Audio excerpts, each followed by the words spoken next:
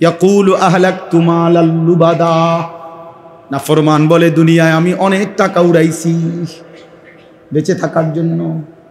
আয়াহসাবু আল্লাম ইয়ারাহু আহাদ, আল্লাহ বলে পরে জিজ্ঞেস করে দেখো সে কি এই ভেবেছে তাকে কেউ দেখে না। কি ভাবছেন? এই দুইটাই মেন কথা এই সূরার।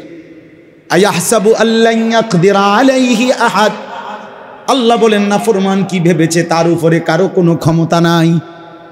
আর আল্লাহ বলেন নাফরমান কি ভেবেছে তাকে কেউ দেখে না।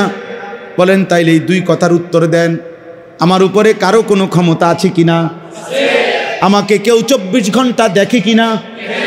রাতে দেখে কিনা? দিনে দেখে কিনা? অন্ধকারে দেখে কিনা? একাকিতে দেখে কিনা?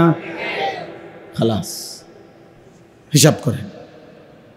আলাম নাজাল লাহু আইনাইন ওয়া লিসানান ওয়া শাফাতাইন ওয়া হাদাইনাহুন নাজদাইন।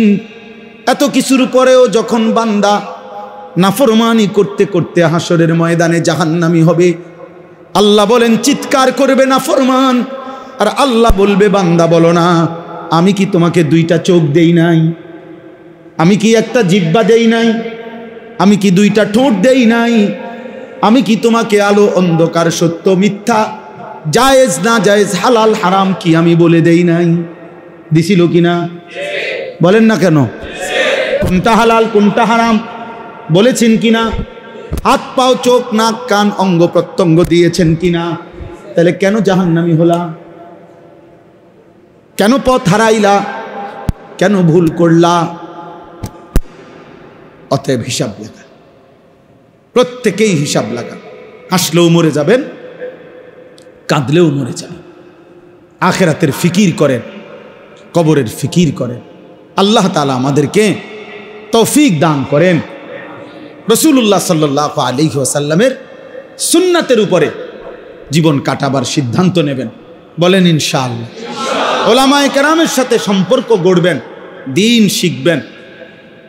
যখনই সুযোগ পান আমরা এই জন্য সব সময় মুখেও বলি ওলামায়ে কেরামের কিতাবাদি ছোট ছোট বই কিতাব পড়বেন, বয়ান শুনবেন, সব সময় দ্বীনের উপরে থাকার চলার চেষ্টা করবেন।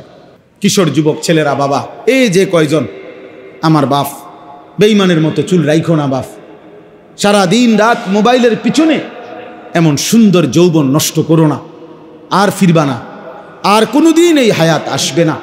5 ওয়াক্ত নামাজ পড়ো, ফজরের নামাজ পড়ো, আল্লাহকে রাজি রাখো। আল্লাহ তাআলা সবাইকে তৌফিক দান করেন।